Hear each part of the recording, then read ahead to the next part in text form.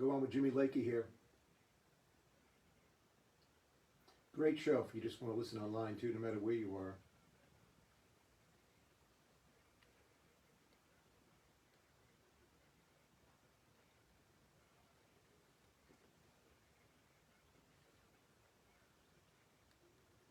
Yeah, where do you go? Put my toes in the sand, but I'm not sure that's going to happen. So anyway, we basically travel advice, tips, and I appreciate you, I really do. Matter of fact, I'm not sure exactly. Who knows? I've got. Well, you can cancel tickets and change tickets. I'm not worried about that. It could just end up being a road trip north of South Dakota. They're open. Yeah. You can still do stuff there. See Mount Rushmore. That could be. I just haven't decided yet because everything that I've plotted and planned has been it keeps getting blown up. It's like daily. You used to check hub delays and traffic delays in airports. Now you check in to see what's open and closed in a particular area. So anyway, thank you for the well wishes and the travel advisories. I do appreciate it.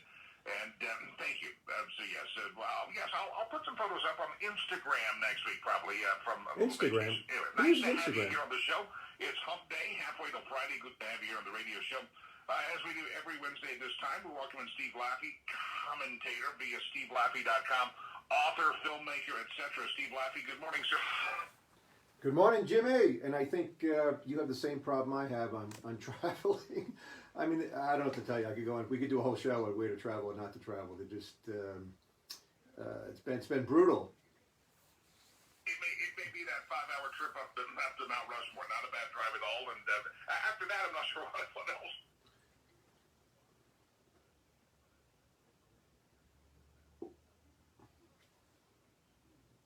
And I've just been amazed that these teachers in Colorado are threatening and saying, we may not go back to school unless you have 14 days of no COVID crisis. And I'm like, maybe you should get a better job. Grocery store, a different job, better grocery store workers, talk radio hosts, delivery drivers. Everybody else has been on the job. And for some reason, teachers think they're too precious. Some of them think they're too precious to go back to work right now. Some of them are threatening a strike. And I'm saying this is a great chance, and I'll pass it to you here, but I think this is a great chance for conservatives or Republicans to say, Yes. Listen, you don't want to go back to school? Good. Let's give all the people a tax credit, send their kids to the school of their choice. It's a great time to message out about school choice and that you don't have to have your kids opted in with these union hacks that sometimes pose as educators. I think we have a messaging opportunity here for school choice. We definitely do. It's a home run if the people who have kids in public schools would just call and say, okay, just keep it closed for the next year. Think about the tax revenue saving, fire all the teachers, close the schools, and let everybody take care of themselves for a year. Because in lieu of that, unless you're Steve Laffey and you're my children, or you come to my house where we homeschool, you're not going to learn anything. I watched the Denver teachers, union lady talking about how they reserve the right to strike. So think of this happens all the time, by the way, across the country. But in just say Denver and in Chicago and in Rhode Island, it happens all the time. But think about the attitude that these people who run the schools have for you. So, for example, in Douglas County, 94% of the parents want their kids in school permanently all day long, 5 days a week, blah, blah, blah, blah, blah. Even in Douglas County, they're like really not going to do that, it looks like, from what I'm hearing. So the head of the American Federation of Teachers, which has 1.7 million school employees, is going to support any local chapter that decides to strike for any reason. That's their attitude, right? So they, again, would people just wake up and realize that last week we talked about incrementalism doesn't work? This is a time for some radical change. And by radical change, I mean announce just don't send your kids to the school. You already had to do it in May and June. You figured it out. Figure it out for one more year, and your life will change immeasurably for the better. For 90% of the kids and 90% of the parents, quite frankly. And we got to send a message because these schools should be closed. How much longer after 40 years of lousy test scores? Why are the unions even running schools? All these questions can be coming right to the forefront right now. If people, they're not going to do it in the government, this state's not going to do it, but if I was the governor of a Republican state, we would just announce in Wyoming, we're not opening the schools. Good luck. And we're saving all the tax dollars, and we're sending everybody a check. If it costs $12,000 in Wyoming to educate a kid and $17,000 in Colorado, send every parent a check for $5,000 and announce the savings or a tax credit to older people or something, people will be cheering in the streets because kids aren't going to learn anything this year anyway, Jimmy. Colorado Republicans for the state capitol have requested and asked Governor Polis to call back in a special session so they can talk about these types of proposals. I'm guessing that Governor Polis is not going to call them back in a special session, but I thought that was a very good play because this is a home run of a message that if you're going to act this way, you teachers union, you teachers hacks, you bureaucrats, you educrats are going to do this, then here's what we're going to do. We're the taxpayers. We pay your bills, and maybe you can work as a grocery store worker, and you'll have to go to work every day. But anyway, the special session request has been made to the governor, but I'm not sure Governor Polis is going to respond to that because he would then be exposed and have to choose sides on whether he chooses the kids or the unions. Right, exactly. He will not respond. I sent you, I think, a photo today when I'm going to start opening today, to listen to black leaders. Thomas Sowell is the black leader we should listen to. Charter Schools and Their Enemies is the book. And he literally goes through only really taking charter schools versus public schools that are in the same building, Jimmy. so the numbers are outrageously better for charter school kids who are in the same building with the unlucky kids who are in the public schools who didn't take the right door and went in the left door and get way worse scores rather than charter schools. All this stuff is evidence. If you want to listen to the doctors, listen to Dr. Thomas Sowell, a PhD, one of my real heroes growing up along with Milton Friedman. Laffey, SteveLaffey.com, Laffey, SteveLaffey.com. Steve, there's been a lot of crazy fiscal policy. We're talking about the stimulus plan that's coming out, another round of stimulus checks. You've got Joe Biden going out making campaign speeches that says the Federal Reserve now needs to jump in and start tackling racial gaps in the economy. I mean, really kind of a bizarre time. Our Congress is just gone crazy with spending. You've got a Joe Biden making no sense in his policy regarding fiscal responsibility. Does the Fed need to tackle, as Joe Biden says, racial inequality in America? The Fed has allowed the money supply to go up 42% year over year. It's never happened. It almost didn't happen with the Confederacy, okay, who went broke, right? So what the Fed has done over the last 20 years, and increasingly with speed, they should all be arrested, as I've said. They all need to put out of business. They can't even keep the money supply at a normal rate. And now they're going to target keeping rates low, even when inflation rises. They're going to peg long-term, medium-term interest rates as their next step they're discussing. Meanwhile, by the way, that is complete nonsense. And why do you think gold and silver are exploding? Why do you think Bitcoin was up 20% 2 days ago? Why do you think commodities are on the rise, right? It's fairly obvious. It started in March. It's called stagflation. No one's going to announce it. Not even the professor on your last segment is not going to announce it until next year. But it's already happening. And then meanwhile, former Vice President Biden, he makes a speech. He doesn't even know what the Fed does. Like, is the Fed supposed to now feed the children? Is the Fed supposed to drive the school buses? The Federal Reserve can only really control the money supply, and they stink at it. So by the way, the number one reason for the inequality in wealth is the Federal Reserve Board. Joe Biden doesn't seem to know this. The middle class in 1955, Jimmy, go look at houses built in 1955 in middle class neighborhoods. They have one garage because the man went to work, the woman stayed home, and the kids went to the state university eventually. And that was middle class. By 1990, all the women were working, whether they wanted to or not, in the middle class. And that became middle class. The American dream has been dying, and the number one reason is getting off the gold standard, which Joe Biden doesn't seem to know. By the way, as an aside to that, think about what's happening at the Fed, where the president puts up Mrs. Shelton, who in the Wall Street Journal and the Washington Post, and I sent you a text about this, is described as being controversial only because she thinks the gold standard is a good thing. The gold standard was a thing for a couple of thousand years, Jimmy. And only in 1971 did we go off the gold standard, and since then we've had nothing but inflation. Have we ever had deflation since 1971? All the worries about deflation? We haven't. We've had the destruction of the dollar, which is happening now at a rapid rate as we start this new stuff. But that's all we've had since 71. The peak of America was 71. And the importance of the gold standard was always just one thing. The Fed could never do what they're doing now, and in fact, the Congress could never do what they're doing now. They could never run these deficits because you and I would walk in and say, you know that $100, give me 3 ounces of gold. It was pegged at $35 roughly, right? Or another country would say, you can't run these trade deficits. I need a payment in gold. If we did that again, gold would have to be reset at like $5,000. But all this nonsense would stop. So it's not controversial. It's actually just getting back to where you don't have this complete nonsense and what has been the complete destruction of the middle class.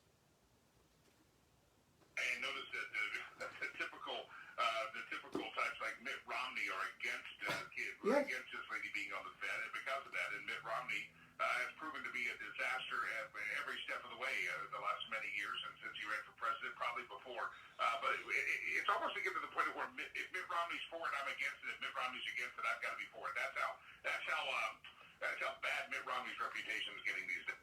Yeah, why would Mitt Romney want to do this? He's a wealthy man. His father ran for president. He ran up in a wealthy family. He's a JD MBA out of Harvard. He was the governor of Massachusetts. He made an awful lot of money figuring out how to take leverage up companies, right? And many of them went broke. But why he made a lot of money, and some of his investors made good money. I'm not saying they didn't, but later in his career, like right now.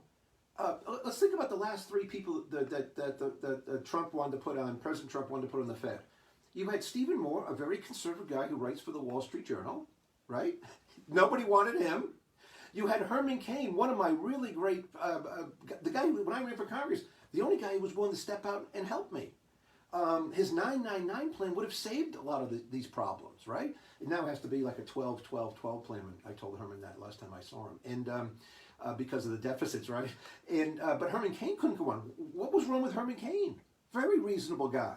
And now Mrs. Shelton, who, by the way, I disagree with her on certain things, but she obviously is qualified to be in the Federal Reserve, and they're going to stop her along with Mrs. Collins. What's Mrs. Collins doing out of Maine besides losing this race?